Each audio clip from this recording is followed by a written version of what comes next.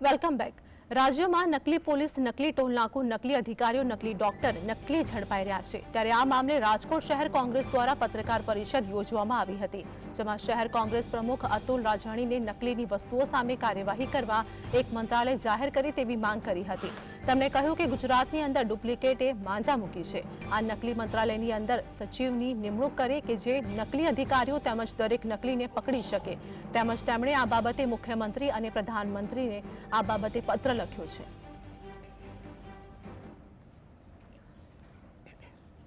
ડુપ્લિકેટે આખા ગુજરાતની અંદર માજા મૂકી છે।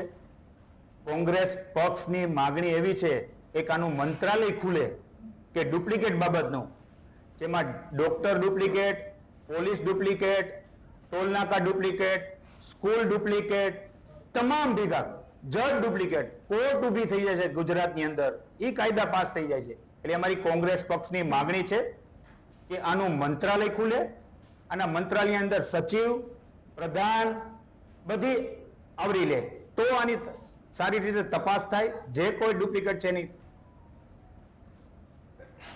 સંવાદદાતા લકીરાસી અમારી સાથે જોડાઈ ગયા છે। ગુજરાતની અંદર નકલી ડોક્ટર, નકલી અધિકારીઓએ માજા મૂકી છે અને આ સાથે જ પત્રકાર પરિષદનું આયોજન કરવામાં આવ્યું હતું। હાલની શું અપડેટ? आपको जણાવી દઉં કે રાજકોટ શહેર કોંગ્રેસ દ્વારા જે નકલી મંત્રાલય વિભાગ જાહેર કરવાની માંગ છે તે પત્રકાર પરિષદ રાજકોટ શહેર દ્વારા આયોજન કરવામાં આવ્યું હતું। તેમાં રાજકોટ શહેર પ્રમુખ જે કોંગ્રેસ પ્રમુખ અતુલ રાજાણી દ્વારા નિવેદન દેવામાં આવ્યું હતું કે રાજ્યમાં નકલી પોલીસ, નકલી ટોલનાકું, નકલી અધિકારીઓ, ડોક્ટર સહિતના જે નકલી જે લોકો છે તે ઝડપાયા છે, જેને લઈને હવે સરકાર દ્વારા જે નકલી મંત્રાલયની વિભાગની જાહેરાત છે તે કરવામાં આવે। ગુજરાતની અંદર ડુપ્લિકેટ જે લોકોએ માજા મૂકી છે તેવું તેમના દ્વારા નિવેદન છે તે દેવામાં આવ્યું હતું। સીએમ અને પીએમ ને આ બાબતે પત્ર પણ જે અતુલ રાજાણી દ્વારા જે લખવામાં આવ્યું છે ને આગામી સમયમાં વિધાનસભામાં પણ આ બાબતે કોંગ્રેસ મુદ્દો ઉઠાવશે તેવું નિવેદન જે રાજકોટ શહેર કોંગ્રેસ પ્રમુખ દ્વારા દેવામાં આવ્યું છે। જી આભાર લકીરાજ, માહિતી આપવા બદલ।